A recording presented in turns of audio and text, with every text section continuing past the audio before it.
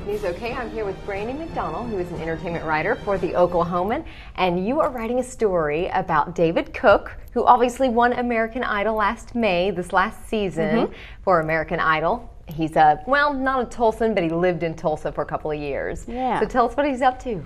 Well, since July 1st, that's when the American Idol's live tour started. So he's been traveling the country, going all around, performing with the other top 10 contestants from American Idol.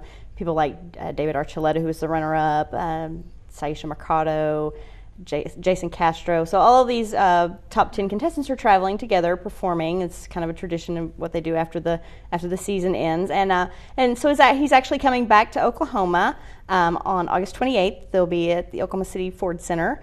And then the last date on the tour is September 13th at Tulsa's new BOK Center. So he will be going back to Tulsa, which he did live in Tulsa for a couple of years. He was a bartender, and he played for a band called Midwest Kings after he graduated from college in his native Missouri. And so he's back in Tulsa to play in quite a bit bigger venue than he ever had before. I bet. Okay. Yeah. How has his life changed since winning in May? Well, I'm sure it's been pretty dramatic, is what he bet. tells me. I mean, because obviously he went from somebody who really only tried out from the show. I mean, the circumstances of the tryout are now pretty famous, that he really only went to Omaha for his little brother, Andrew, who was going to try out. And then between Andrew and a really insistent producer ended up actually trying out and then getting to the semifinal and then ended up on the show and winning. So he said his life has just really, really drastically changed, and that the reality of it kind of hits in sort of fits and starts. Things like waking up in a really, really expensive hotel and thinking, no way I could have afforded this a year ago. Things like that, he said, really kind of hit home with him. He said he hasn't completely moved away from Tulsa, but he's basically homeless. I mean, the hotel should be comfortable because that's where he lives now, is in hotels. He said he really hasn't settled in a place where he's going to call home, but he's kind of just traveling around, and of course now playing to packed arenas as opposed to bars and clubs. But he did tell me that he actually does sometimes miss playing at like the Gray Snail Saloon in Tulsa on a Wednesday night. No way. He actually did say, that wow. he did sometimes miss playing in some of the smaller venues like he did in Tulsa. So, a little more personal, maybe. A little more intimate, I think, than playing the huge packed arenas. Yeah, and so he did talk a little bit about Tulsa and how influential Tulsa was. And we actually have an audio clip of him talking about how he grew musically for those 2 years that he was in Tulsa. Wonderful. So. Okay, let's listen to it.